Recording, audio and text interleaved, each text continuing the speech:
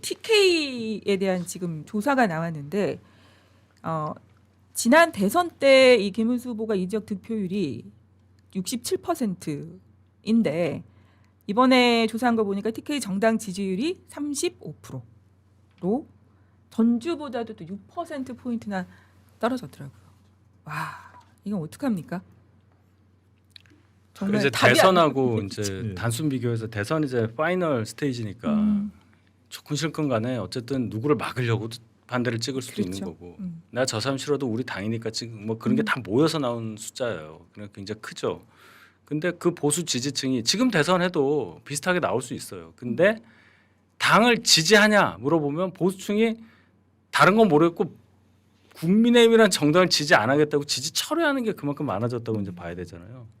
그리고 왜 지지를 철회하시냐. 보수의 마음은 갖고 있는데 이게 갑자기 민주당스럽게 바뀌지는 않았을 거 아닙니까. 근데 나는 보수인데 나는 국민의힘은 지지 안 해. 이 사람들이 굉장히 많이 늘어났다는 것은 당 모양새가 전혀 안 바뀌고 있다는 거 아니겠어요. 그리고 제가 이제 아까 뭐 배출하기 위해서 육성하기 위해서 학교 만들기 굉장히 좋다고 봅니다. 근데 그 전에 그 학교가 어디에 세워져야 되냐가 중요해요. 오염되지 않은 땅에 세워져야 됩니다. 근데 그런 땅이 없으니까 오염된 땅을 정화는 해야 되잖아요. 네. 정화 안 하고 거기다가 지금 세운다는 거예요. 또 그럼 똑같아져요. 구별할 수가 없게 된다는 거예요. 오염되지 않은 사람도 오염이 되고 뭐가 묻어. 누구는 많이 묻고 누구는 적게 묻고의 차이겠죠. 그걸 국민들은 다 아시는데 그 결론은 이걸 정화하고 난 다음에 그 다음 얘기인데 우리가 정화 얘기는 안 한다는 얘기예요. 우리가 계엄과 탄핵을 얘기를 할 때도 계엄이 왜 일어났느냐 이걸 따지기보다 계엄 이후에 왜 우리 당은 대통령을 우리가 뽑은 우리가 배출한 대통령을 탄핵하려고 그러고 누구는 이랬고 누구는 저랬고 우리는 분열했고 우리는 이래서 안 되고 이 얘기만 하더라고요. 그분이 계엄을 안 했으면 이럴 일이 없었어요.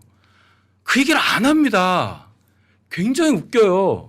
왜 계엄을 해? 그리고 거기까지가 뭐라고 그러냐면 당시 당대표가 대통령이랑 불화를 했으니까 계엄하게 만들었지 않냐 이런 논리로 가더란 말입니다. 주장도 있죠. 예.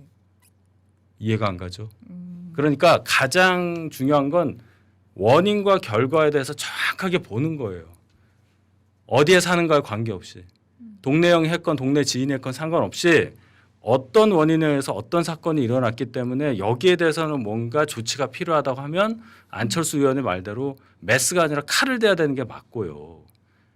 그게 동의가 되면 그대로 가야 됩니다. 아프더라도. 근데 우린 그걸 안 하고 혁신위의 어떤 그냥 첫 어떤 의지 쌍권에 대해서 인적 조치한다. 출당 정도 해야 되겠다는 말에도 지금 비대위가 막 이래가지고 이 꼴이 난 거 아닙니까? 이런데 여기에 무슨 학교를 세워요? 쌍권 학교를 세울 겁니까? 지금 저희가 그 TK의 그런 여론조사나 이런 걸 보면 저는 굉장히 긍정적으로 평가를 해요. 긍정적으로요? 네, 제가 네. 왜 긍정적으로 네. 평가를 하냐 그러면 그 전에 우리 보수 지지자들이 느끼는 그런 생각은 제가 이런 거예요. 민주당을 조금 우습게 보거나 이재명이라는 사람을 조금 우습게 보거나 우리가 그 옛날에 이제 우리 보수 우위의 시대 네. 그 보수 우위의 시대 때 또 생각하셨던 분들도 많아요. 네. 근데 제가 그 2016년에 20대 총선에 뭐 입문해가지고 지금까지 10년째 보고 있는데 10년 동안 보수 우위였던 적이 단 한 번도 없어요.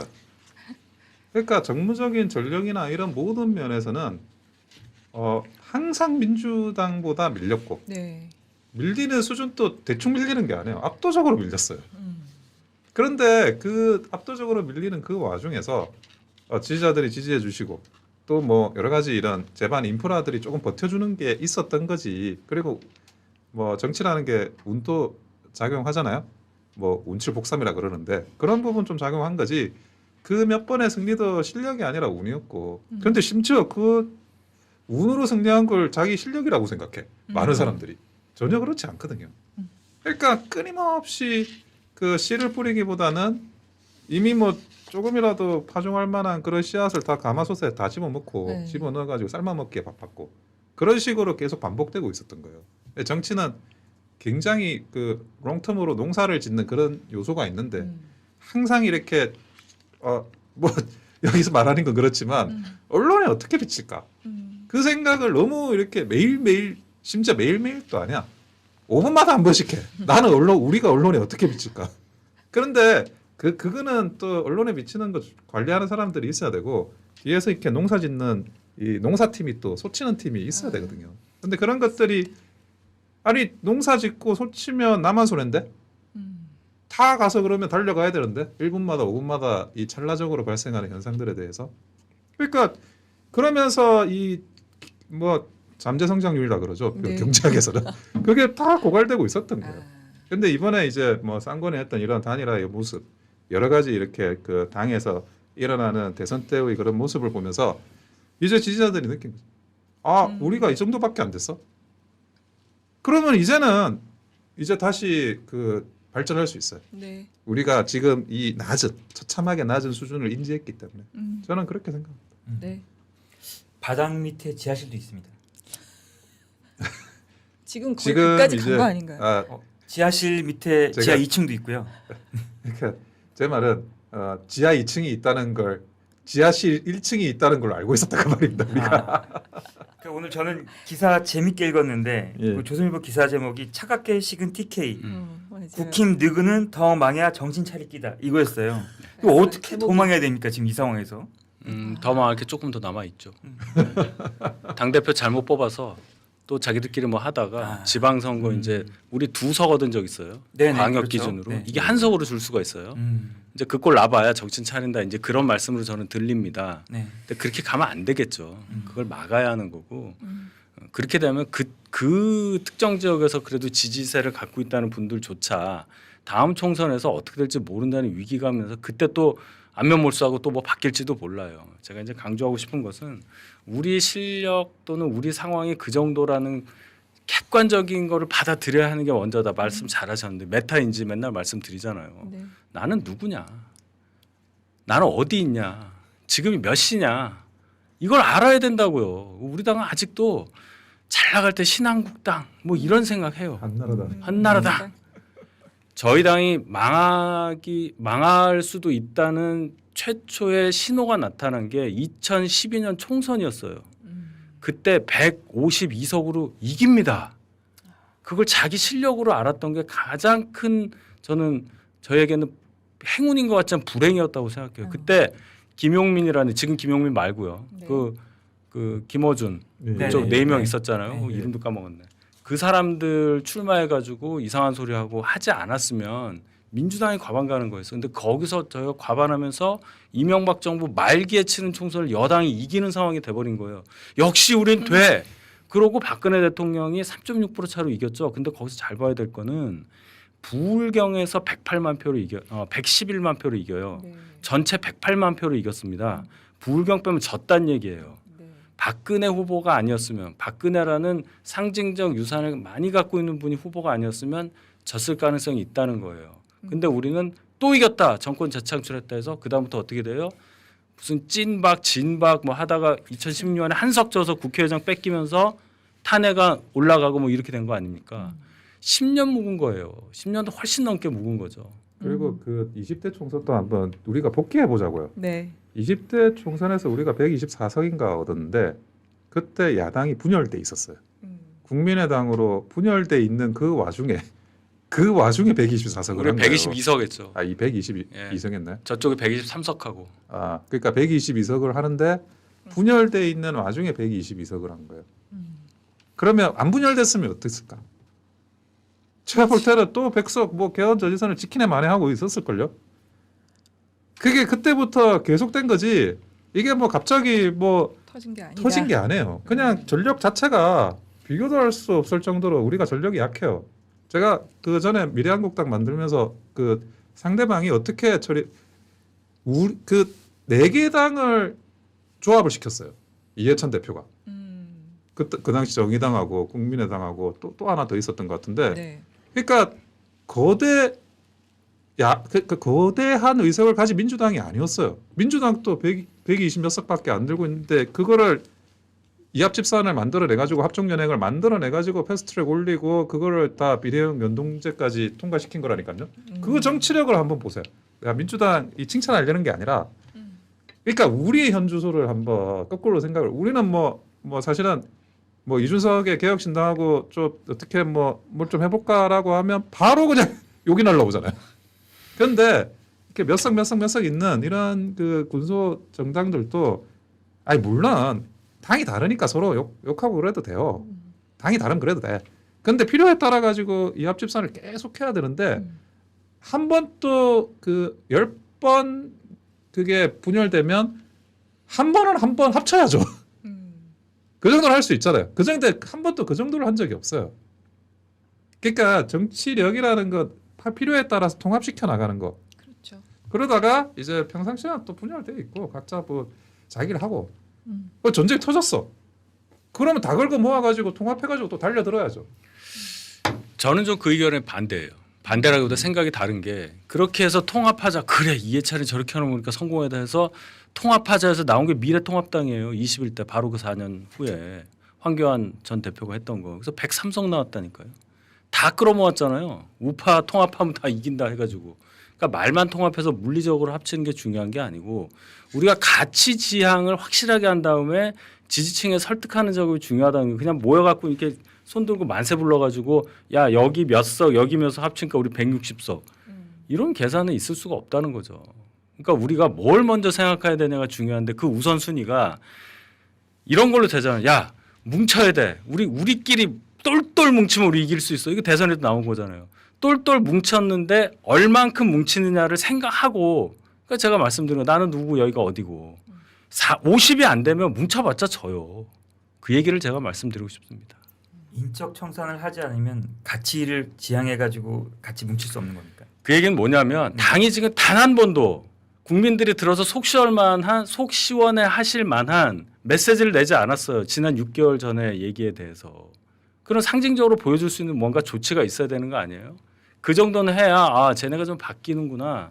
그래 그러면 당이 좀 지도부가 바뀌었구나 하겠는데 지금 혁신위원이라는 그 사람들 명단을 갖고도 이렇게 난리가 나는데 그럼 똑같다는 거 아닙니까 지도부가. 여기서 무슨 희망을 얘기하고 미래를 얘기를 하겠어요. 저는 뭐 비슷하면서 약간 다른 결인데요. 그러니까 우리 당의 주류가 어디서부터 시작했는지 한번 생각해 볼 필요가 있어요. 우리 당의 주류가 누굴까? 사실은 뭐 주류가 있으니까 거기서 뭐가 뭐 나와가지고 딴 사람들은 약간 좀 배우처럼 움직이는 건가? 그럼 그 안에는 이제 그 무슨 그런 거 뭐죠? 저기 일루미탄인가? 뭐라 그런 것처럼 그 뒤에 뭐가 있어가지고 여기서 뭐가 되나 하는 그 생각을 많이 하시고 계신데 그러면 우리 당의 주류를 찾아서 한번 생각을 해보실 필요가 있어요. 우리 당의 주류가 진짜 누군지. 우리 당의 주류는 그 친박친이에요. 예. 그때 그 2007년 친박친이의 그 주류가 한번 형성이 됐어요. 네. 거기서 지금까지 20년간 단 한 번도 안 바뀌었어요. 새로운 주류가 누가 있죠? 친윤? 친윤은 그냥 윤석열 대통령이 이렇게 오시면서 본인 이제 뭐 전직 검사들 뭐 또 다른 아는 지인들 해가지고 오신 분들이지. 그리고 나서 사실은 그 윤석열 전 대통령이 이렇게 좀 상황이 바뀌어가지고 그러면 다시 또 바뀌어요. 어디로? 그렇죠. 친이 친박 주류로 다시 돌아가는 거예요. 근데 항상 이 보수당은 주류가 교체됐어요. 항상 군부가 있을 때도 마찬가지예요. 박정희 대통령이 5.16하고 그리고 나서 그 주류가 있었죠. 군인들. 그런데 전두환 대통령이 12.12하고 그 군인들의 주류가 동일했나요? 아니에요. 교체된 거예요. 12.12 때는 12.12를 한 사람들의 주류로 다시 교체돼요. 그건 마찬가지예요. 그러면 그 군인들이 계속 갔나요? YS 때 다시 삼당 합당을 하면서 그 주류가 다시 교체돼요. 그리고 쭉 가다가 그러다가 사실은 그 주류가 다시 재생성된 게 친이 친박이에요. 그런데 이 친이 친박 주류는 20년을 가고 있는 거예요. 그러면 그 20년 동안 잘해서 20년 가고 있냐? 아니라니까요. 망하니까 망해서 황폐화되니까 다른 어떤 세력들이 만들어서 이 주류를 교체를 시키지 못하는 거예요. 그러니까 지금까지 이 오랫동안 주류를 지금 하고 있는데 근데 사실은 뭐 전혀 다른 이야기를 해요. 그러니까 나머지 뭐 정치가 어떻게 변해야 되고 보수가 어떻게 변해야 되고 이런 이야기의 상당 부분이 전부 다른 이야기. 심지어 우리 그 약간 정통 보수 계열의 젊은 친구들도 네. 비주류가 문제라고 생각을 하는 거예요. 비주류 문제가 아니라니까. 구주류가 문제예요. 그러니까 이분들이 사실은 너희들의 그런 어떤 성장을 막고 있고 실제로는 밥그릇을 뺏고 있고 너희들한테 성장할 수 있는 기회를 안 주고 그래서 그분들이 문제고 주류 교체를 해야 되는데 주류 교체를 어떻게 해야 되지? 그리고 이 주류들이 지금은 완전히 토호화됐어요. 최소한의 엘리트 의식이라는 게 없다고요. 그러니까 엘리트라는 게 뭐야? 그러니까 내가 뭐 이불이나 이런 거 개인적인 그런 거 떠나서 대한민국 이렇게 바뀌어야 된다. 네. 우리 뭐 지역이 이렇게 바뀌어야 된다. 이거잖아요. 그런 게 없다니까요. 그러니까 뭐 누구 아버지의 누구 할아버지의 누구 뭐 저기 작은 할아버지의 그런 조카의 손자의 뭐 외손자의 왜 증손자의 이런 애들이 다 여기 와가지고는 그 누구 아버지 뭐 하시노 누구 할아버지 뭐 하시노 이러고 있는데 이게 무슨 엘리트 정당이고 지도자를 배출할 수 있고 엘리트라는 뭐 학벌이니 고시니 이런 거조차도 토가 그냥 신분 세탁하기 위해서 나와 있는 정도밖에 안 되는 거예요. 그러니까 이런 아주 그 냉엄한 현실을 사실은 이해를 하고 그리고 여기서부터 출발을 해야 된다. 네. 그러니 오늘 조선일보 기사의 제목이 국힘 늙은은 더 망해야 정신 차릴 기다 뭐 이렇게 나왔겠죠. 이렇게 민주당이 죄송합니다. 국민의힘이 네. 이렇게 어리버리하고 좀 이렇게 계속 내용으로 정신을 못 차리고 있는데 민주당은 계속 지금 TK 쪽으로 진격하고 또 자기가 그렇죠. 보수당이라고 하면서 계속 보수표를 갉아먹고 있어요. 저 오늘 아침에 나왔던 기사 중에 미국 특사로 김정인 전 비대위원장을 김종인 전 비대위원장. 김종인 전 비대위원장을 내정했더라고요. 이거 어떻게 보십니까? 민주당이 잘하는 거죠. 다 뺏기고 있는 거죠.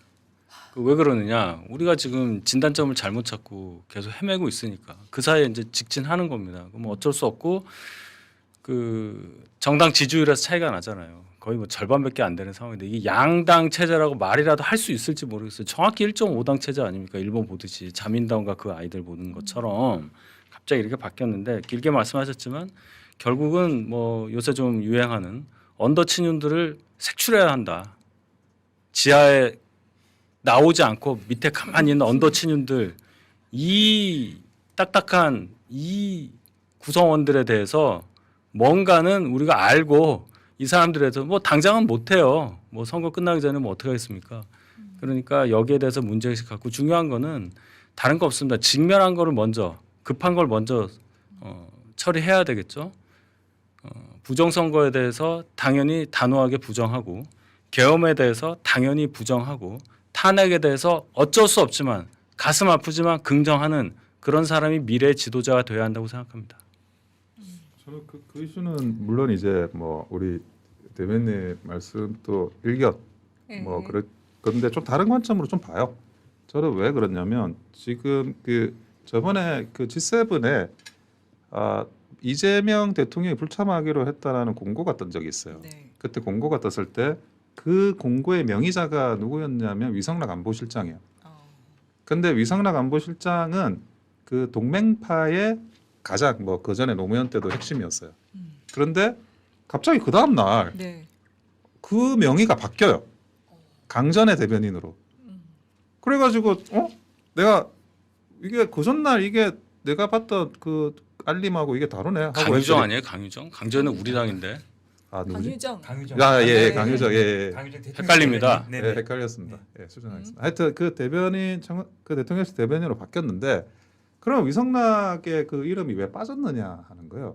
그러니까 미국하고 적어도 대화를 할 수 있을 정도의 사람이 위성락이 거의 유일한 사람으로 저는 봐요. 그러니까 위성락 이름으로 G7을 만약에 안 나가겠다라고 하면 그러면 미국이 그 다음부터 누구하고 이야기해요? 위성락 한 명밖에 없는데 위성락도 그러면 G7 안 나가겠다라는 판가? 그럼 말할 사람이 없어요. 그래가지고 그거를 그 다음 날 이게 아니지 하면서 이거를 이름을 저는 바꿨다고 생각을 해요. 그게 무슨 말이냐? 지금 이재명 정부가 출범한 지 한 달도 안 됐는데 미국에 대한 라인이 씨가 말랐어요. 지금 누구를 갖다 대야 되지? 이제 미국하고 뭘 좀 해봐야 되는데 그 루비오도 그 닷새 전에 지금 그 안 오겠다 그러고 뭐. 취소했죠. 예, 그러니까 그 취소 문제나 이런 것들까지 생각을 하면 지금 급하게 지금 위성락 실장이 넘어가고 있고 네. 그리고 이제 특사단을 만들겠다는 거잖아요. 특사단은 또 굉장히 좀 황당한 이야기예요. 그러니까 김종인 위원장이 가지고 있는 어떤 친밀 라인을 어떻게든 그 라인까지도 한번 당겨보자. 지금 이게 그 누룽지를 팍팍 긁는 거거든요. 그래서 그 김종인 위원장이 그 저기 특사단으로 갔다 그 사실보다 지금 현재의 정부가 대미 라인이 굉장히 위험하다라는 시그널처럼 읽혀가지고 그거 하나가 굉장히 우려되고 있습니다. 알겠습니다. 우리가 지금 뭐 민주당 공격하고 싶은데 그럴 전력이 안 돼서 제가 말을 삼가고 있는 건데 나중에 이제 우리가 그럴 형편이 되면 민주당 공격할 때 같이 한번 방송하시죠. 네. 그러니까 오늘 그 김종인 전 비대위원장께서 그 직을 수락을 하셨다는 게 저는 또 그래도 진짜 놀랍더라고요. 당연히 하죠. 아, 그래요? 그걸 그럼 거절한다고 생각하셨어요? 왜요? 그러니까 그럴 수도 있지 않나. 근데 지금 가셔야 된다고 가셔야 되는 거죠? 가야 됩니다.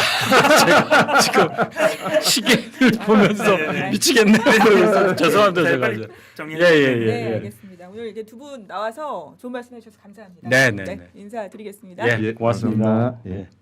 네, 2시엔 김광일 오늘은 여기서 마치도록 하겠습니다. 내일 2시에 뵙겠습니다. 고맙습니다.